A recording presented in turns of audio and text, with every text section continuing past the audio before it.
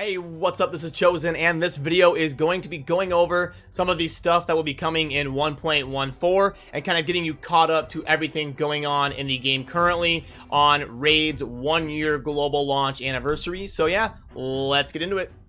Alrighty, so before I get into the rebalancing and everything I want to cover in this video, real quick, we'll just go over the news post here. It's Raid's anniversary, so this month marks the 1-year anniversary of Raid officially launching globally last month. We're getting within about a week or so, a week or two of when I started playing. I want to say I started playing about the end of March in 2019. So I'm actually coming up on a year of playing Raid, and they're basically just saying it's been a crazy year, extremely grateful to have each and every one of you, and here are some gifts to celebrate our anniversary. So 3 ancient shards, 250 energy, 200 gems. Not bad. Pretty decent rewards here. We've got some guaranteed value and some upside potential on the shards. So very nice of Plarium to give this out on the 1-year anniversary, and I don't really have any problems with this. I think this is pretty good compensation for a 1-year anniversary and pretty cool. So now let's move into the big stuff, which is always champion balancing. Let me come out on here, and it looks like let me read you the official thing that was sent to me here. Okay, so here is part of the changes that will be going live for 1.14. Main champion roster will be expanded by 100 slots. There are certain technical difficulties which don't allow expanding by like 500 or 1,000 more slots at once. Champs are often left with equipped artifacts and accessories with a certain level of upgrade, which in turn creates additional data on the server and requires a place to store it. At the moment, we're afraid that it can overload the server and cause lag issues. The devs are searching for a way to optimize that feature so we can have more possible slots in the future. So pretty good. Basically what you need to know is they will be adding a main champion roster 100 slot expansion. So main champion roster, I would assume, is going to be this right here. It's going to go from 100 to 200. Very good change. I'm excited about that. And I'm also excited about them saying they're open to adding more in the future. So hey, they're not just saying this is it for a while. They actually do specifically say they are in the works of working on how to optimize the server in order to add more than that. So that's going to be cool. That's going to be a good change, and also more in the future is also very good. And then in terms of the champions that will be rebalanced in 1.14 when it goes live, it's going to be Lord Champfort, Mashaled, Warchief, Morta Macabre, Richtof the Bold, Vergus, Oathbound, and Duchess Lilitu. So, okay, we've got a couple epics, Vergus and Oathbound, and then obviously the legendaries. The more notable ones is Mashaled has been needing arguably the most needing of a buff out of all the legendaries, so getting one, and I will go over all of these changes as well. So Duchess going to be getting a slight nerf. We'll also go over that, and let me pull up that document here. Alrighty, there it is. Okay, so I do apologize for the layout here. This is kind of what they shared with me, so I'm gonna be going over this as best I can. Lord Champfort, looks like the change is going to be to the A1. We've got a 45% chance to place a decreased defense, the big version, for 2 turns. Okay, that's definitely way better than a 15% chance to land a crit on your A1. So definitely a great change there. That's gonna make Lord Champfort better. And then in terms of other changes here, yeah, looks pretty similar there. Okay, now Mashaled got some pretty significant changes in my opinion. So we're going to be changing the A1 to also attack all enemies with a leech debuff and heal by 30%. So instead of attacking one enemy, this is now going to be an A1 with AoE potential because he does place his own leech. Because we've got the A2. All allies increase speed by 30% for 2 turns. All allies increase crit damage by 30% for 2 turns. And grant an extra turn. So that's just like a free effect. That's like a passive, basically. You do it, and then you get an extra turn. And then we're going to be having steal all buffs from an enemy with an 80% chance. Can probably book that to 100. Then attack one enemy. Deal 50% more damage against to targets who don't have buffs, and that's going to be after he removes them. Place on target heal reduction, and they word this kind of weird in this document. And then place on self a ×2 continuous heal of 15% for 3 turns. So, wow, that ability is going to hit extremely hard. I believe it already hit pretty hard if you invested in Masha Led, which not very many people got to that point to figure it out. But I believe that ability already hit pretty hard. And now, I mean, paired up with that ability, the all-ally buffing, and I also didn't even go over the bolded part beneath that yet, of place on all enemies Fear 2, which is probably True Fear, for 2 turns. And place the leech that I was talking about to synergize with A1. So sorry I did that in kind of a weird order, but I wanted to make sure and kind of show the synergy there and what he would get into after that extra turn. So yeah, hard to say until this really goes live. And remember, all of this stuff is subject to change. This is kind of a teaser and what's being worked on currently. But yeah, wow, Masha Led, definitely some potential here and could be really good. I think that covers all of his changes. So yeah, good sustain, hitting hard, placing leech, placing fear, placing speed increase, crit damage, life steal. I mean, wow. Yeah, Masha Led could jump. This could be the most significant change we've seen in terms of a champion rising up the tier list since like Dracomorph about 7 or 8 months ago. And then moving on to War Chief, we've got, let me slide this. Oh, it's really messing up on me here. Let me slide this a little bit at a time. There we go. Okay, so it looks like the change is going to be the cooldown is going to be moving from 5 turns to 4 turns. Okay, and then we've also got 5 turns to 4 turns. Okay, and then it's going to be changing from 10% per ally to 15% per ally. So War Chief will definitely, like, there's no argument, he will be better. But I don't think this is near the amount of change that he kind of needed. Just kind of at a first glance here, and definitely nowhere near the changes to Masha Led. All right, then Mortal Macabre. Looks like he's just going to be getting a little bit more reliable in terms of his value. So 90% chance we could probably book that to 100, attack all enemies 2 times. Block buffs is definitely a good ability. And if target has block heal, the buff is you can't resist it. Unresistible, irresistible, something like that. So, and then also, yeah, each hit went from 20% chance to instead of 10% to activate the hidden skill, which is definitely important on him. Important for him to unlock that value. And then also another 20% instead of 10%. So, okay, Mortal Macabre will be better. Again, don't know if this will rise him up too crazy like Masha Led, but definitely a good change for him, and he'll have a little bit more consistent value. Richtof the Bold has been kind of a famous one in terms of a lot of people clamoring for buffs. So the main thing with Richtof is I want him to hit harder. He always seemed to kind of hit a little bit too soft to be a legendary AoE damage dealer. So hopefully they make his multipliers better, but I don't really see anything about that on here. So attack all enemies 1 time, and then just decreasing a much more significant percentage of max HP. Okay, that's it's better, but kind of insignificant.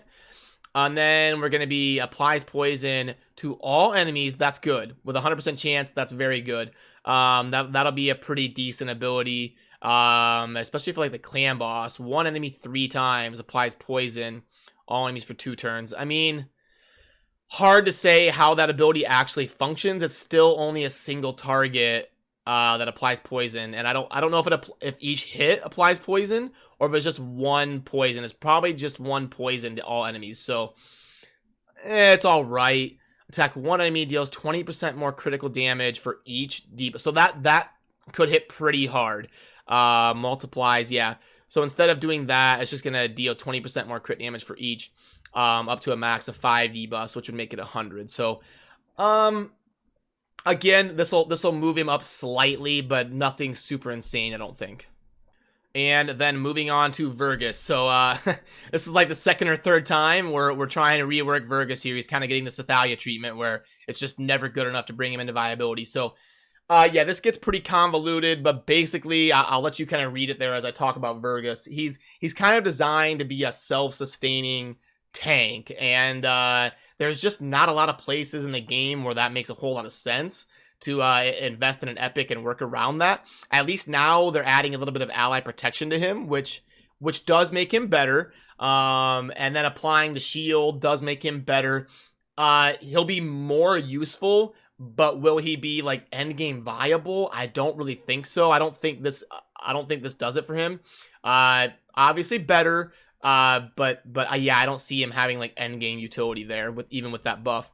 And then Oathbound, attack one enemy. I'll take all, so AoE, turn meter reduction, and decrease attack. Okay, that's pretty good. And then AoE, decrease turn meter, and decrease attack.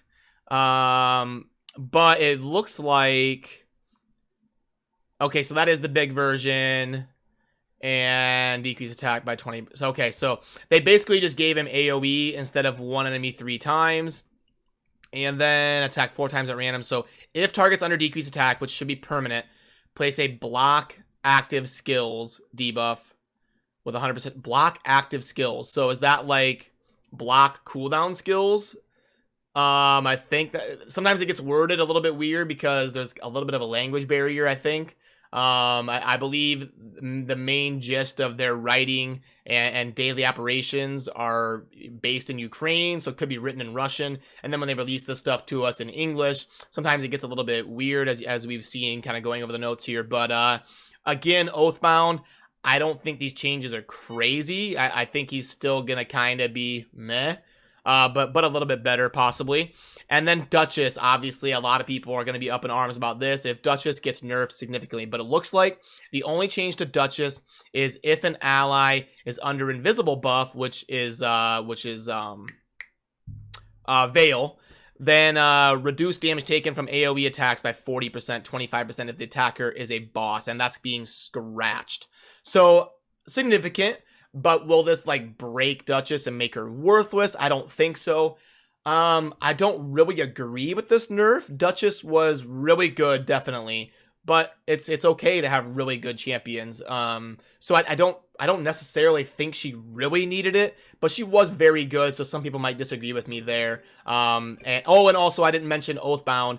Base speed went up to 95 instead of 88. Let me mute my notifications here. Sorry about that. But that's significant. Getting 7 base speed is definitely significant. So Oathbound should be a little bit better, I think. And Duchess will definitely be a little bit worse, but I think she'll still be a good champion in general.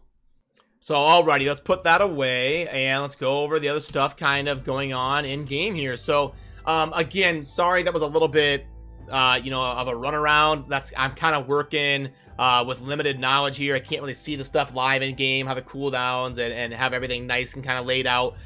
So definitely, read that over. I'll try to link to a post containing that so you can kind of look it over for yourself and kind of read through it, but wanted to kind of walk you through it in an audio version as well. So currently we just finished a dragon tournament and now we're moving into an ice golem tournament. Ice golem is typically thought of as the worst dungeon. I'm just going to kind of grind it a little bit. I don't know if I'm going to go all the way up to 2750 or not for the book. We'll have to kind of see. Yeah, it's definitely not as good of a dungeon as like the dragon or the spider. So the golem typically has a pretty low rate of participation, and the rewards seem to be pretty bad. Like a little bit of silver, 20 gems. This is usually like 40, and then some brews. Usually we're getting like energy refills and stuff like that, and at least like 40 or 50 gems. So the rewards seem pretty bad on this one, but a lot of people are probably going to be going for the fusion and getting up to the 1525. Not a bad idea to stop there, even if you're doing the fusion, because the rewards don't seem that great. We've also got one more week left on the massive champion training event, the 30k event, where Corpse Collector is a reward at 20.225. Yeah, this is pretty insane. I don't even know if I'm going to go for the legendary book on here. We'll see. It's never a bad idea to level up your champions. So not the worst event to go for, but definitely super hard and taxing to get to 30k. We've got a lot of events coming through. Artifact enhancement, so a good time to kind of wait one more day. Upgrade your stuff tomorrow, those stuff you've been waiting to get to level 12 or 16. Or roll a bunch of stuff to level 8 and see what's worth keeping. Tomorrow is going to be a good day for that. Dungeon divers, they're really kind of burning us through our energy here. A bunch of stuff going live. That's kind of typical during a fusion. I've got a bunch of videos discussing Killian the Lucky and the whole fusion and all of that. I don't want to, make this video too long and rehash stuff I've previously said. So check out those videos on if you're wondering about the fusion, if it's worth it, and also a full guide showing a maxed out Killian. I've got that as one of my more recent videos as well. So yeah, let's also go over the offers here. Let me pull up the sheet. and we'll kind of show you in game what's going on. So there was a pretty good offer, this daily pack here. So I believe it was like $3, and you get 5 ancient shards over the course of 5 days. So a pretty good pack. We're getting ancient shards for like 75 cents a piece or so, 80 cents a piece. I don't know what it is, but yeah, pretty good value. I did buy that, and I kind of like that offer. Special skills pack. So this is one, I believe we've gone over it a few times. I'll plug it in real quick just to show you guys in case you're wondering. Silver 1.5, and then gems 1500, and then 9 and 4. 9, 4. Yeah, not a very good one on the left there. I'm not going to recommend that. And then the $100 version, 325, and it looks like 3000. No rares, 7, 7, and again, I believe that one's way better, but it also costs more, and it's also probably not good enough in my opinion. I would rather wait for stuff that's closer to that 2.0 range. This one's probably decent if I had to guess. Let's kind of plug her in here, and no energy. We're gonna go 500 gems. What is 17 times 4 is 68, I believe. 68. I hope I'm close. We'll see. I'm sure people will let me know if I'm not. And then 8 4-star chicken. Yeah, so 1.8. This is the best one out of all the ones I've seen so far, but not amazing. Not one I would super recommend. Faction accessories, $20. These are getting a little bit better. Let me plug this in. It's probably still not. 450,000 is a low amount of silver. 300 and 350 energy. Delete. So we're getting $6 worth of stuff. So you have to ask yourself if it's $14. No. Again, it's getting better, but I can't recommend that. $14 for 3 pieces of 5-star epic is not going to cut it in my opinion. And the mini mix pack, we've gone over that extensively. I don't know why it's so expensive, but yeah, it is what it is. So I think that covers all the stuff here. And one last thing that I actually almost forgot to go over. A lot of you are probably curious what the platinum rewards look like. So somebody in my clan, Grant Stanley, shout out to you, shared a screenshot of what he got for being number 238 in platinum. And let me kind of give you my reaction to this. Let's pull that up here. So yeah, he got number 238 in platinum, and this was the reward. We've got a bunch of 6-star epic and legendary gear of the new insane sets, an epic book, and 100 gems. Gosh, the gear rewards are pretty insane. The gems and the epic book, not so much. But yeah, to get guaranteed 6-star epic and legendary, so this may work. Like, you get 5 6-star epic and 1 6-star legendary. That might be kind of how the system works. Yeah, pretty good. That's honestly better than I thought it was gonna be, and that's, I've got to dive in and kind of think now, because platinum might be worth it, because these sets are all pretty insane, and if you're gonna be getting that many 6 stars every week, Plat's gonna be borderline worth it or not worth the trouble. So I do wish it was more than just 300 people. There's a lot more, I think there's a lot more potential there with Platinum Arena and the arena in general, but that's a different rant for a different day. But yeah, I wanted to make sure and kind of show you guys, give you a live reaction on how I feel about these rewards. It's better than I thought it was going to be. Those sets are very good, and it looks to be guaranteed 6-star epic and legendary with 100 gems and a book. Yeah, pretty good, and I would probably make it even a little bit better in terms of the ancillary stuff, like a guaranteed 1 or 2 legendary books, 3 or 4 epic books, and like 200 to 300 gems probably. I would make the ancillary stuff a little bit better, but in terms of the gear drops, pretty good and seems satisfactory because of how insane those sets are. So yeah, I wanted to make sure and cover that. So yeah, I'll link to that image down so you can look at the balance changes yourself and kind of read over them. I tried to go over them as best I could, but admittedly it probably wasn't the best job of doing so. So I'll make sure and link to that down below. As always, guys, thank you for watching. Have a good rest of your day. Peace.